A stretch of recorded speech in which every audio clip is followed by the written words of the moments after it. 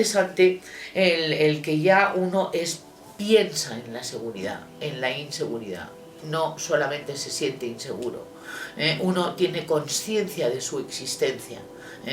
El tener conciencia de la existencia también tiene que ver con tener conciencia de la no existencia.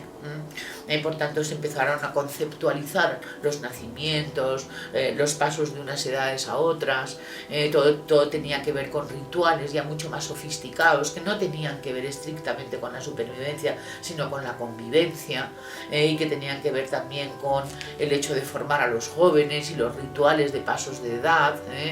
Empezaron a darse los primeros entierros, empezaron a dar los primeros rituales funerarios, que además de alguna manera hacían imaginar cómo sería la vida después de la vida, qué es la muerte, qué significa la muerte, y empezó pues un poco ya una razón un poco más espiritual, ¿no? El ser humano de repente entra, ya cuando entra en una filosofía, cuando entra en una psicología, cuando entra en una filosofía de la vida y de qué es el ser humano y quién soy yo, podemos decir que estamos preparados para utilizar perfectamente bien los lóbulos frontales, y de ahí vienen todas esas inquietudes que cuando uno está en la selva no las tiene.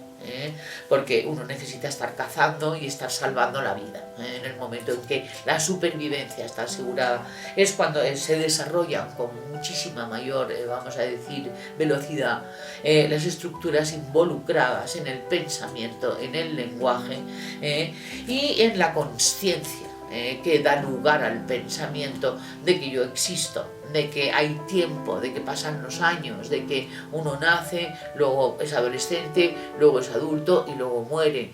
¿Qué es nacer? ¿De dónde viene el hecho de que existamos, ¿no?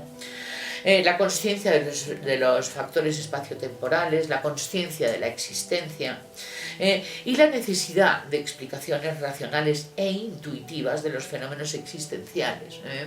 Es decir, esto da lugar a que el ser humano tenga que comprender las cuestiones abstractas, no las cuestiones que se manifiestan materialmente. Eso también tiene que ver con que esto se puede hacer cuando se tienen estas estructuras. Sin estas estructuras eso no se puede hacer. No lo podemos pedir a los animales, no lo podemos pedir a las plantas. Y bueno, pues la cosa se pone muy interesante, ¿no? Porque aquí es donde tenemos las herramientas a través de las cuales ahora que ya aplica, ¿no? Cómo vamos a poder sacar adelante nuestras vidas, los pensamientos que podamos tener de alguna manera van a tener que ser gestionados.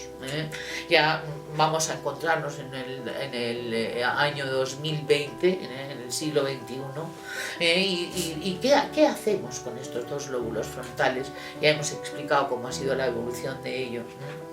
Entonces, una de las cosas que podemos hacer es regular los impulsos atávicos, los primarios, es decir, gestionar un poco nuestra parte instintiva, amainar un poco el miedo instintivo a la muerte, el miedo a perder, el miedo al abandono, el miedo a enfrentar la vida y una serie de cuestiones, ¿no? Es decir, a través del neocórtex podemos encontrar la fórmula para tener otro tipo de pensamientos que nos hagan sufrir menos, hablando de nosotros. Utilizar inteligentemente las emociones, interpretarlas correctamente. La emoción va a afectar al pensamiento, pero sobre todo todo empieza por un pensamiento. Y una de las cosas que estamos llamados a hacer es a la gestión. Es decir, no ser pensados, sino generar nosotros los propios pensamientos. Quiere decirse que hemos creado una mente muy inquieta, una mente loca, una mente que no tiene una utilidad para el bienestar. Es decir, apareció el ego en el ser humano, un constructo adaptativo, efectivamente, pero que tuvo que aparecer para poderse adaptar, vamos a decir, a lo que es el hombre civilizado. Porque el hombre civilizado tiene 2/3 partes salvajes, como hemos visto cuando hemos visto el cerebro límbico y el cerebro instintivo. Y entonces utilizar inteligentemente las emociones solamente se puede hacer a través de estos dos lóbulos frontales, a través de lo que podemos llamar bueno, pues una interpretación proactiva de lo que está ocurriendo. Es decir, una de las causas de las emociones constructivas es tener un pensamiento justo, un pensamiento neutro, un pensamiento en el cual pues estemos nada más que atentos a lo que sucede en la realidad para poder prospeccionar hacia el futuro, no irnos con una mente inquieta, una mente ansiosa, una mente insegura o una mente llena de fijaciones, ¿no? Porque si decíamos que las pasiones están instaladas en el cerebro límbico, es decir, es más bien el aspecto emocional inferior, pues las fijaciones están precisamente fijadas, y valga la redundancia, en la mente. Es decir, una de las cuestiones para lo que nos va a servir este cerebro neocortical es para hacernos responsables de las emociones, y corresponsables de todos los resultados obtenidos, para poder tener una madurez emocional y una madurez con respecto a nuestra prospección en el mundo, nuestra estancia en el mundo. Esto se puede hacer gracias a los lóbulos frontales. El ser humano no está determinado por su entorno.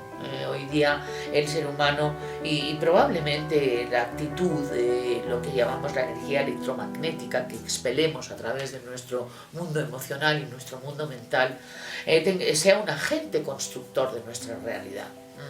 Con lo cual es muy interesante esto, que nos demos cuenta de cómo pensamos, en qué pensamos, para qué pensamos, y si el pensamiento tiene resultados, si el pensamiento incita a la acción, si el pensamiento incita a el poder, vamos a decir, crear nuestra realidad. Mediante las conexiones de este cerebro podemos flexibilizar un poco la respuesta. Es decir, porque muchas veces tenemos respuestas emocionales muy fuertes e instintivas también. Flexibilizarla, entenderla. Este cerebro nos permite comprender, nada más y nada menos, qué es lo que está pasando. O sea, que no hace falta reaccionar. Se puede comprender lo que está pasando para modular el tipo de reacción que se va a tener. Porque muchas veces estamos funcionando, como bien sabemos, y todos tenemos la experiencia de tener fortísimas reacciones emocionales. Eso quiere decir que no estamos utilizando nuestros lóbulos frontales para darnos cuenta, y es para lo que están diseñados, de las consecuencias que va a poder tener esa fuerte reacción instintiva o esa fuerte reacción emocional. Con lo cual una de las cosas es flexibilizar la respuesta, dar tiempo a ver las consecuencias de lo que vamos a hacer en función de lo que estemos pensando o sintiendo. Y luego también hay voluntad, es decir, existe por fin el libre albedrío. No solamente está escrito el comportamiento, no solamente está condicionado el comportamiento, no solamente está aprendido el comportamiento, sino que nosotros también podemos decidir, independientemente de nuestra experiencia pasada y de lo que el presente está de alguna manera llamado a hacer por una cuestión instintiva, el poder ganar el libre albedrío para nosotros poder decidir, independientemente de las emergencias corporales, cómo vamos a actuar. Esto se llama empezar a tener conciencia de uno mismo y conciencia de la realidad.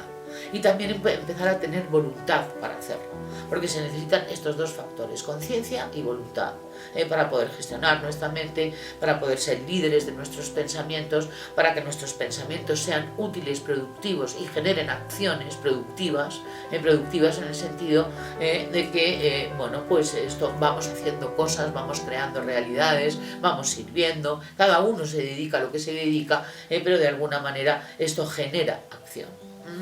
Y entonces ya no es una acción condicionada o una acción aprendida o una acción escrita en los genes, sino que es una acción decidida por la conciencia y voluntad. Ojalá, eso sería una maravilla y hacia eso vaya. Vamos. Hay una frase muy bonita aquí escrita que dice: gestionar las emociones es una danza de expresión consciente, no una lucha de dominancia y sumisión. Las emociones son buenas consejeras pero pésimas dueñas de la voluntad. Es útil escucharlas y atender sus pedidos, pero sin dejar de analizar su conveniencia y actuar con integridad.